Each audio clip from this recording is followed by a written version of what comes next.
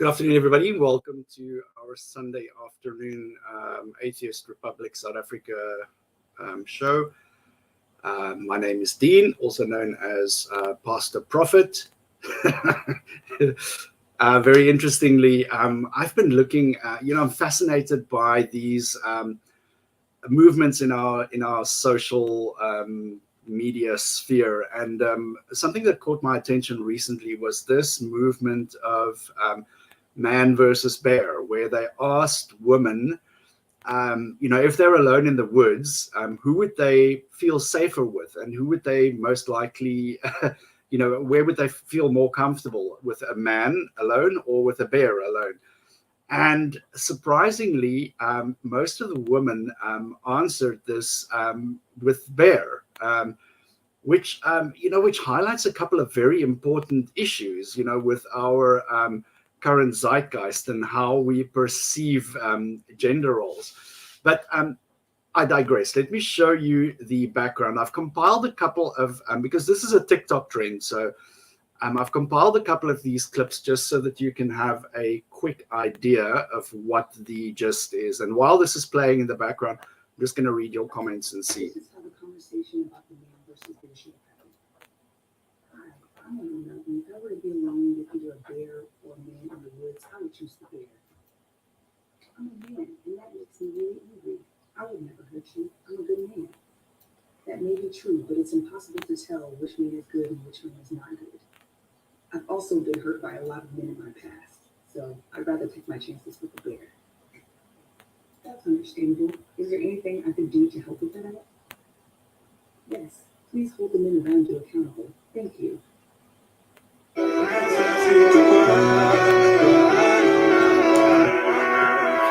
Lots of these going around where people have got pet bears.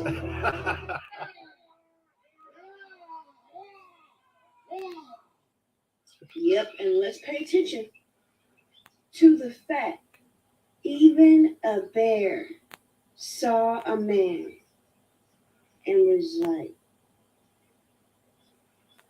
not dealing with that. Not dealing with that.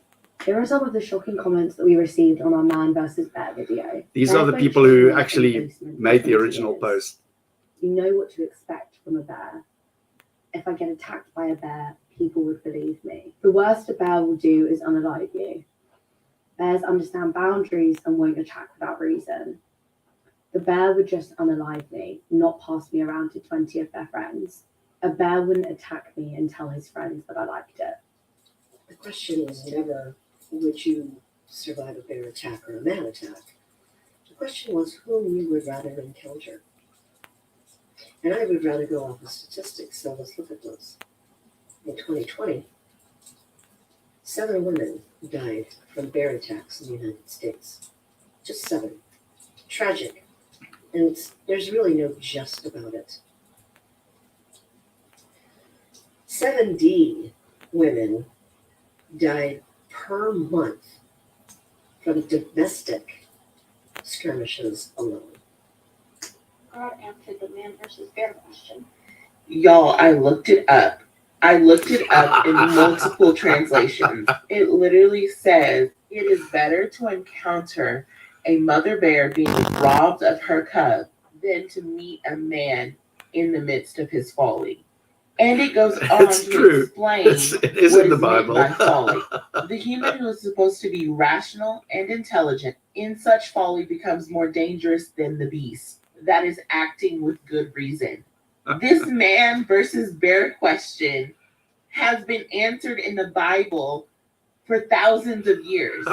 Foolish men acting in their folly, are worse than encountering a bear. A man in his folly is worse than a beast. A literal beast. I'm sorry, but that's a mic drop, okay? The argument is won. It's over. There's nothing else to debate. God told us to choose the bear thousands of years ago. Right. So, the funny thing is that this brings up so many questions for me. When I first encountered this, I was like, damn, they make some good points. And then I said to myself, well, wait a minute. there is a couple of parallels that we can draw to this. And I said to myself, who would I rather leave somebody with? Be it my family, my nieces, my nephews.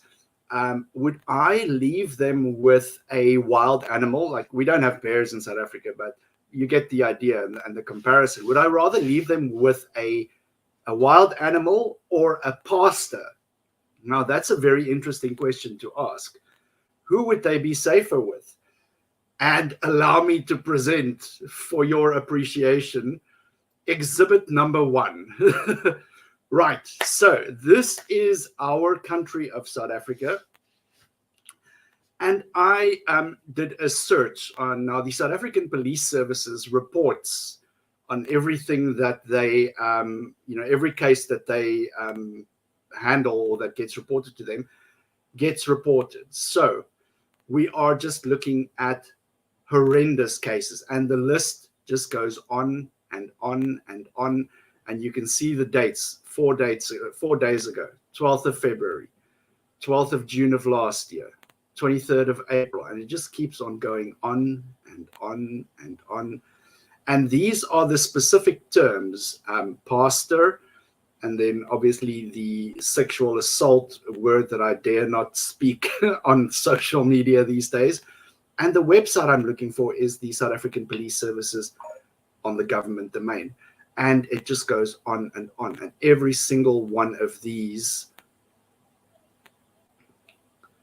it makes me ask the question, what is it about, is this a uniquely religious thing? Does this happen uniquely with the pastors, or is this just this is obviously just a segment of all the general cases that goes down here, but it makes you think, doesn't it? Let me just see here. Is that the blood of something else you're sipping, Pastor? No, it's the blood of sugar cane and Coca-Cola. I like that you're so secure in yourself to have this conversation. A lot of men are perturbed by this conversation. But that is the thing, Esther. The thing is that when I flipped through the hashtag on TikTok, I was just going through these because obviously this is a blight on men, So all the men were generally of the opinion like, wow, look at a real bear, and they show all of these aggressive things so as to just dismiss and minimize the lived experience of women, because it's like that very first TikTok clip that I played. What can we do? The first thing we can do is we can recognize that, wait a minute, there is a problem here. This is what women feel like generally, that they have to feel insecure and unsafe in these spaces where they have to be alone with men. And we have to be better. We have to be better as a society. We have to be better as men. We have to be better at just standing up and protecting people around us, because this is something that I was shocked when I did this research this morning. I obviously went through the general road of Googling, all of this. And then I said to myself, look, the reporting is a bit iffy. And there's, a lot of the times the news sources only, when there is allegations and when there are, just somebody hints at some form of indecency with, with a pastor, it gets reported on the tabloids. So I said to myself, let's actually go to the police services where these cases are documented. And you can click through, you can perform the same search, and you can click through on any one of these links. I hope this loads on my, I'm not sharing that. So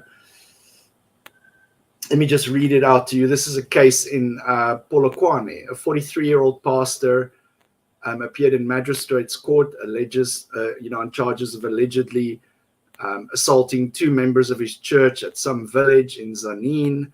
And it just goes on and on and on. I can literally keep on scrolling for days and days, and it just doesn't stop. It's this continuous stream of these religious men who abuse their power over people. And we all know about this case in, there was a famous case that I also just want to draw your attention to. Sorry, I'm just referring to my notes. The name eludes me right now. Let me just see, where did I get that?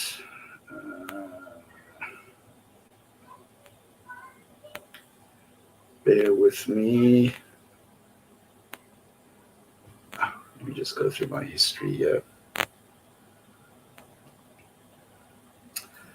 Sorry, forgive the dead air. I just misplaced that link. Let me just see where I saved it to.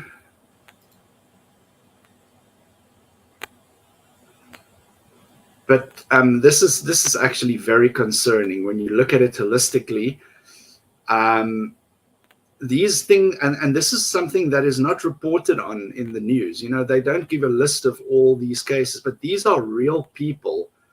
And these are real lives who have been affected by these men of God with their superior moral code, and they behave like a bunch of thugs.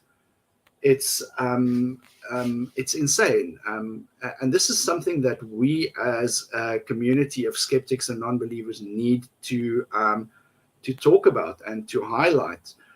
Let me just see here. This was my, let me just see.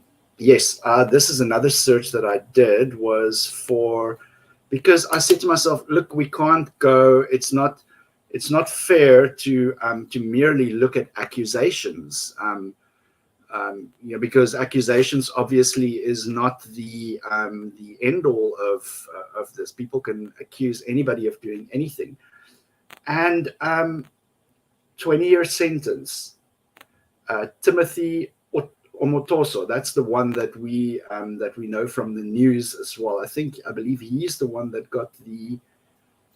I might be mistaken. Sorry, let me just let me share this search with you guys as well, so that you can see what I am looking at. Bear with me for a second.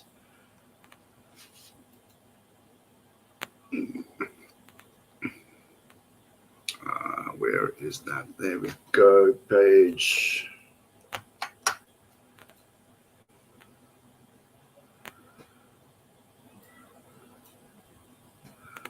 And this is what I was referring to. There is just case after case of convictions, court appearances. And this is only, I mean, I'm searching for South Africa. I am not sure if this is also the case up in the northern countries where Christianity as a whole. Maybe Esther can comment on that, because I'm sure that this is a systemic issue. This is not something that is merely, you know, that we can brush off as something that happens in, Timothy Omotoso. That's the one that we all know about. Yeah, that's crazy. Yeah. Well, you know, I don't know, guys. This is, you know, the religion that's supposed to make everybody better people in the end, and be so good for society. Well, it's only good for some people in society. You know, it's not good for you if you are a woman. It's not good for you if you are any kind of minority. If you're not a white Christian, then you know, or your specific ethnic background is not in the majority, then Christianity is not for you, my friend, because you're going to be marginalized and you're going to be taken advantage of. And the way that these unscrupulous, I'm going to say it, motherfuckers, take advantage of people, when people come to them for guidance, for advice, for some direction, you know, it's a human need for us to seek help from each other and to follow leaders in our community. We do this instinctually because we've survived for thousands and hundreds of thousands of years doing that. So that these people have the absolute nerve to then go and take advantage of the situation, just it doesn't sit right with me. You know, fuck, we need to do better as a people, and we need to do better as a society. It's crazy. Yeah, no, I agree. I definitely agree, Kat. Imagine not having a 18 image on my mind when my partner tells me that they're having a session with their pastor. It's true. It's true. They are relentless. They are relentless. Pastors love their privilege with the opposite gender amongst their flock. It doesn't stop. It just goes on and on and on, case after case after case. Well, yeah, you know, I just thought that I definitely need to highlight this with you guys. You know, if you have the stomach for it, I know that this is a sensitive subject for a lot of people, which is why I did not want to go too much into the details, and I didn't want to dredge up all the YouTube videos that reports on all the sordid details of each case, because they are out there. You know, if you perform these searches, you will definitely find the same results that that I did.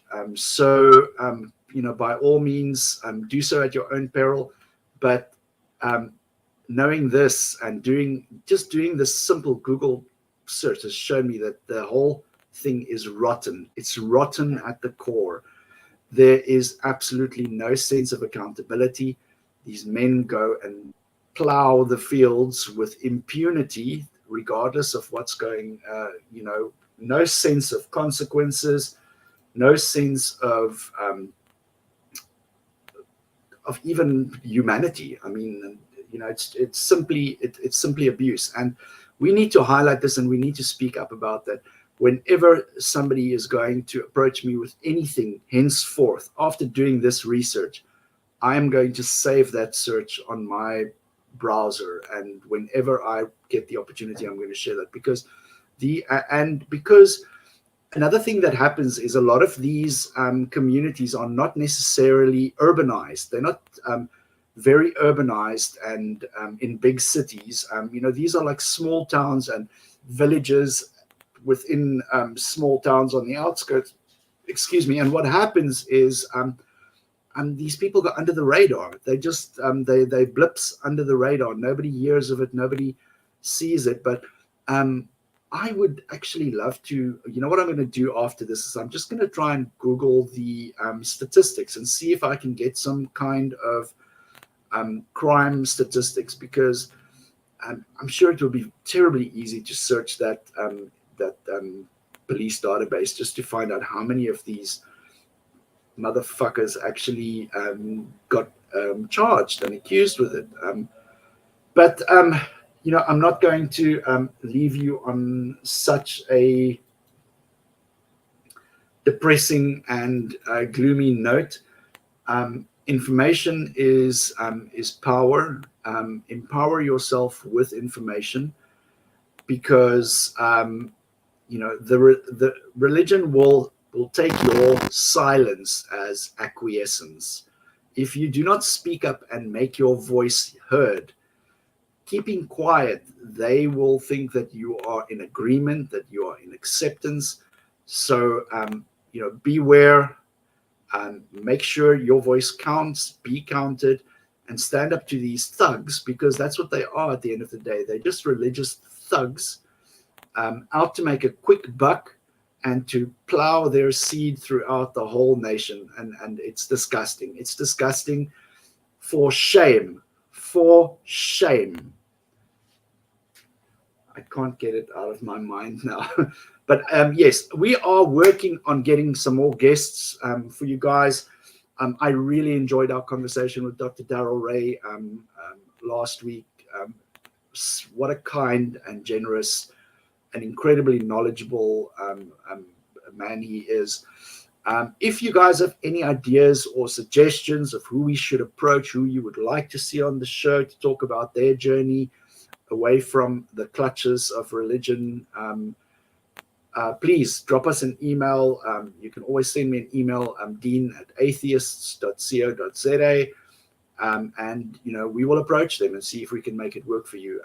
I saw I've also got another author. There was an author who's an ex-Jehovah's Witness that I ran into just yesterday that I am desperately trying to get a hold of.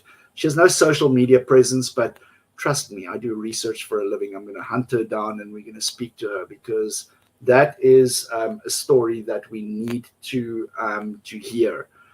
And just when people escape those high control environments, I'm very, very keen to hear, because it takes a lot of fortitude and inner strength to just break out of that conditioning, because that conditioning is so strong.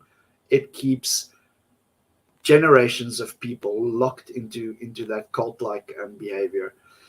But yes, I'm going to keep it short today, guys. Thank you so much for joining us. If somebody talks to you about man or bear, just say to them, what would you do in the case of African pastor or bear? Because I think everybody's going to go for the bear. It's who would you? This is the question: who would you leave your children with?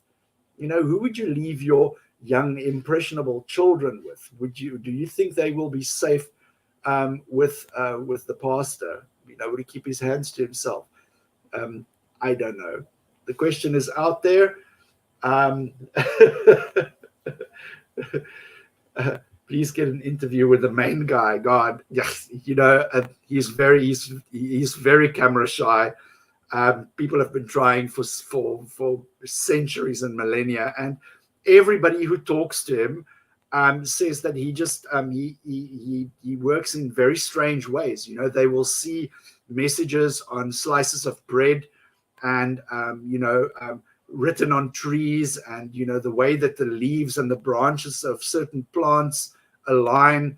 That's the way that he communicates. So it's going to be very, very difficult for us to secure an interview with the man upstairs. I'll try. The switchboard at heaven is very, very busy. The couple of times we've seen that apparently the number for heaven is out there, because I've seen YouTube videos of pastors phoning and speaking to the switchboard and actually getting through to the main guy himself. So we can try that, but I wouldn't get my hopes up, because apparently he's camera shy. So thank you very much, guys. We will we'll keep on arranging these interviews for you. As always, look after yourself, take care of yourself. We only have this one life to live, so live your life. Don't buy the bullshit, and remember to sin. It's very important that you sin, because if you don't sin, Jesus dies for absolutely nothing. So there you have it, guys. Have a good Sunday, and we will catch you again next week. We do programming every Sunday this time, unless the schedule changes because of our guests' arrangements. You are very welcome to join us, to comment on our streams. As always, if you need to get in touch with the Atheist Republic South African groups, you can drop me an email. You can find us on Facebook. And take care. Have a good Sunday.